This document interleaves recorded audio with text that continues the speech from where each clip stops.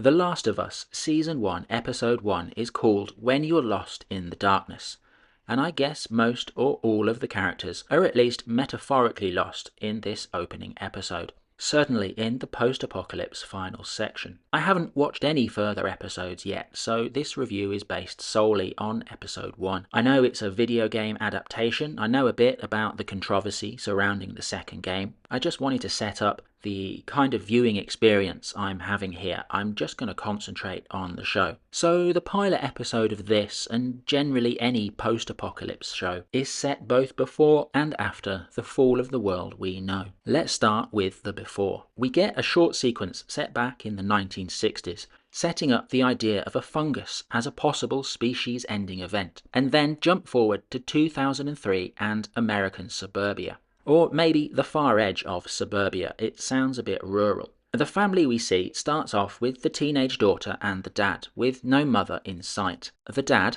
named Joel, is played by Pedro Pascal, and he's really good from the beginning and throughout this episode.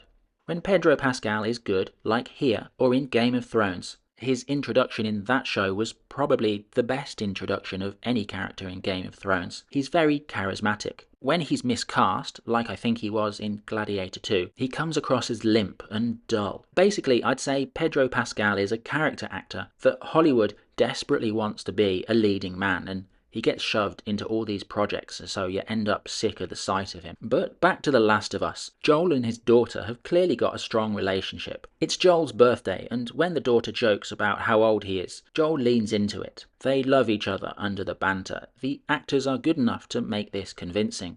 Soon, they're joined by Joel's brother Tommy. The two brothers are preparing for a long day at work together. This is where we get our first indication of what's to come. The three of them discuss news reports of rioting in Jakarta. They're not interested in the riots as such, they debate where Jakarta is. I guess this news report is the first of the small signs of the fall of society that's about to come. The apocalypse, the zombie outbreak, whatever they call the creatures that humans turn into because of the disease. As they prepare to leave the house, we see the teenage daughter take some money and a watch from a drawer upstairs. The three of them have a short interaction with the elderly neighbours. More on there later. The daughter has a boring day at school. One of her classmates has a nervous tick with his hand. Another sign. After school is finished, she goes into the city. The streets are quiet, extremely quiet, very few people. Some newspaper blowing across the tarmac and the odd emergency vehicle. It turns out the daughter has taken the watch and the money to get it fixed for her dad. Nice playing with expectations there. Despite the basic sweetness, it's a tense scene. The ticking of all the clocks in the repair shop. The wife of the owner who comes out partway through the interaction and announces, "We're closing," in an irritated manner, and tells the daughter she should go home, with some concern and sympathy balancing out the panic that she seems to be hiding. Something's clearly wrong. I like how they're playing with this. On the meta level, I mean as a viewer, we know this is all prologue.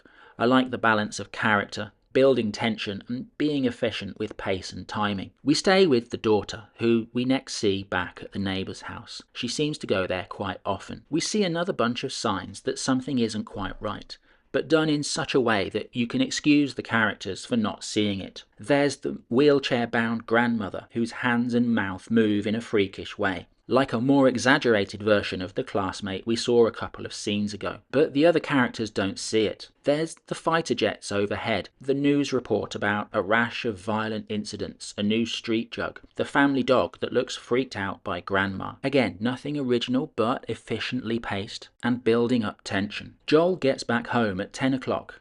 Later than he promised, and his daughter presents him with his gift, the watch she fixed with his own money. I really enjoy their combative but obviously loving relationship. It's a necessary prelude to what comes later. They watch a DVD, Curtis Viper 2, and the daughter falls asleep while they're watching. Joel's brother Tommy calls. He's in jail and needs Tommy to come and bail him out. Still staying with the daughter, we see her wake up in her own bed. There are explosions outside and a helicopter flying over the house. She turns on the TV, but there's no regular programming, just a message from the government. Stay indoors, law enforcement will be in contact. The neighbour's dog barks at the window and the daughter decides to take him home. The dog's really not up for going home, and we see why not.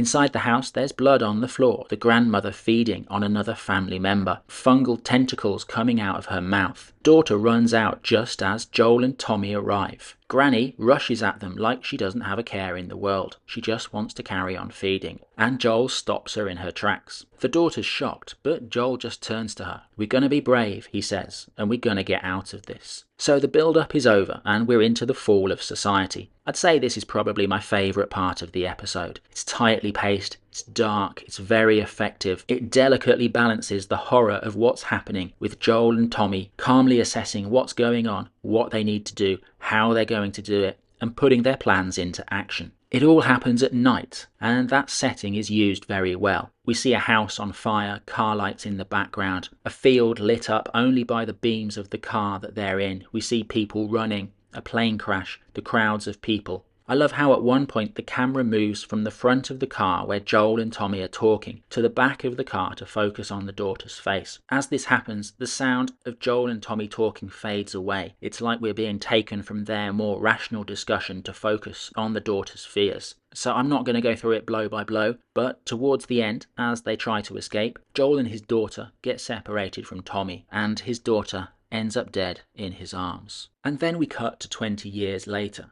We see a child, alone, disoriented, and walking through what turns out to be a decayed, decrepit city, full of the skeletons of buildings.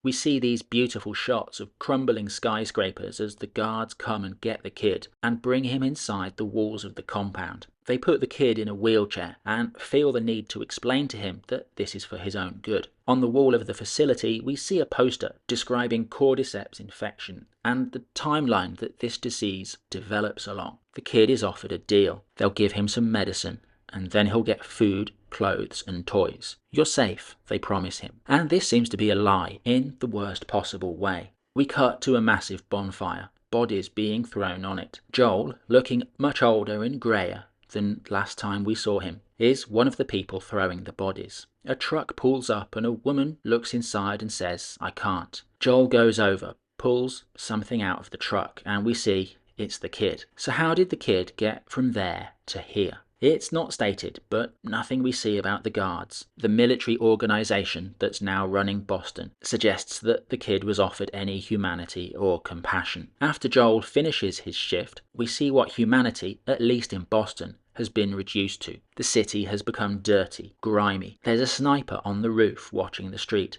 A couple of people are being publicly executed for the crime of entering or leaving the city. Things are bleak. Joel isn't only looking for work in the government economy. He meets a soldier down a back alley and sells him some drugs. The more you shoot people, he says, the harder it is to sleep. What Joel wants in return from this soldier is a vehicle, and this is clearly an ongoing plan that he's been discussing with the soldier for some time. He has a truck, but the truck has no battery. And this is the problem he is currently focused on solving. The soldier explains the issues that are going into this. The guys, I guess he means his colleagues, are jumpy and tired because the fireflies are blowing things up. We'll see more of the fireflies later. Again, I like this. Quick and efficient setup for the context of the new world, what Joel wants and what he's doing to move things forward. After their conversation finishes, we see Joel look at some graffiti on the wall. It's the episode title, When You're Lost in the Darkness. But here, there's a second clause. Look for the light. We leave Joel here for the moment and turn to Tess, captive but seemingly in charge of the situation. Tess is also looking for a car battery, and it's clear that she's connected to Joel somehow. She paid some money for the battery. Someone stole that money, and the seller's guards accidentally took her hostage and beat her up. The seller is clearly scared of Joel. Tess promises. Joel answers to me. There's a sudden explosion, and the wall of the building disappears. Tess takes the opportunity to escape, but is surrounded by soldiers and taken into custody. In a brief scene, we're introduced to Veronica, a young woman chained to a radiator, who has the episode title painted on the wall in her room. An older woman comes in and asks her to count to 10, clearly and slowly. I guess they're checking whether she's ill, whether the ability to count to 10 or lack thereof is an indication of having the infection. Back to Joel, who is skipping a very long queue in order to talk to a guy who operates a radio. So it looks like Boston is in communication with other human settlements, and people can still talk to friends and relatives in other places, despite needing authorization authorization to enter and leave communities. Joel is clearly a person of some social status, as he can skip the queue without any comment from the guy who operates the radio. It's actually a family business, it seems, and I love the little detail about how one of his sons is intelligent, but the other one, God bless him, just isn't. Joel is trying to get in touch with his brother Tommy, but there's been no message from him for 3 weeks, when Tommy normally replies in a day. Joel wants to know specifically where Tommy has been responding from, and makes the decision that he's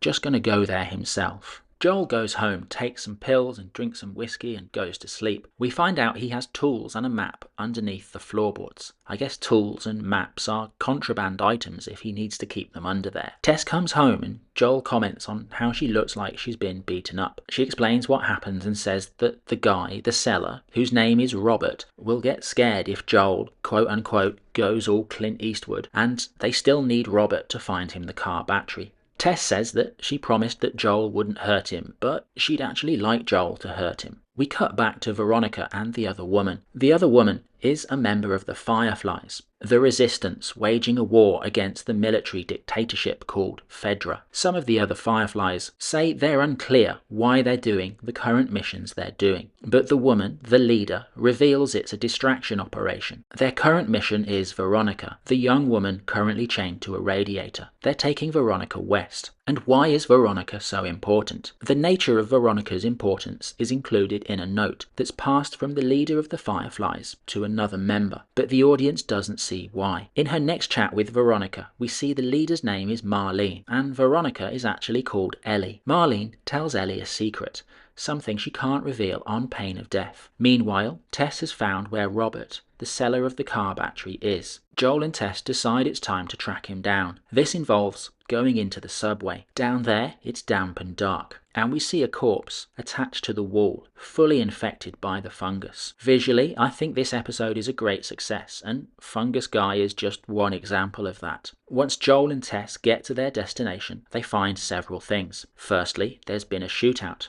Robert and his employees, his goons, his guards, they're all dead. Next, the car battery that Robert's been trying to sell is clearly inoperative. And lastly, they're in the headquarters of the Fireflies. Joel and Tess bump into Marlene. They clearly all know each other, and Joel is clearly not a fan of Marlene, claiming that she turned Tommy against him. As a consequence of the shootout, Fedra, the military organization that runs Boston, will be coming to the Fireflies headquarters imminently. Marlene sees an opportunity here. She asks Joel to take Ellie, the young woman, to the old state house, and in return, the Fireflies will give Joel the truck, the battery, and all the other supplies that he needs to go west and find his brother. After a short discussion, they agree, and Marlene begs Joel, don't fuck this up, please. So Joel, Tess, and Ellie are going on a journey together. Once things are ready, the three of them leave, creeping through the dark and out of the city. For a while, things go okay, but there's a massive rainstorm, and they are eventually spotted by a soldier on guard, the guy that Joel was selling to earlier in the episode. The soldier tells them to get on their knees, and they do this, but Joel continues to negotiate with him, offering him an ever larger slice of the regular contraband he pretends he's going to get. The soldier scans them with some kind of screaming device, and establishes that Ellie is positive for the fungus. This heightens the stakes and the nervousness of the soldier, but Ellie insists that she's not sick. Neither side is willing to back down. This conversation is going nowhere, and eventually Ellie attacks him, which triggers some kind of flashback for Joel, who attacks and basically punches the soldier to death, to the horror of the two women watching. Joel looks surprised at what he's done, and someone says, "We've got to run." I guess Joel and Tess are burning their bridges in Boston, and the only way is forward. We pull away from the action to see again the decaying skyscrapers and overgrown vegetation that Boston has turned into, lit periodically in the ongoing rainstorm, and soundtracked by Depeche Mode, promising that they'll never let me down again. I guess furthering the analogy between Ellie and Joel's long-dead daughter. Overall, I think this is a great episode, a great pilot. Pedro Pascal is really good as the main character, both believably strong and capable, and believably damaged as well. The universe gets established well in both parts of the episode, and I think it's definitely worth checking out. Thanks for watching.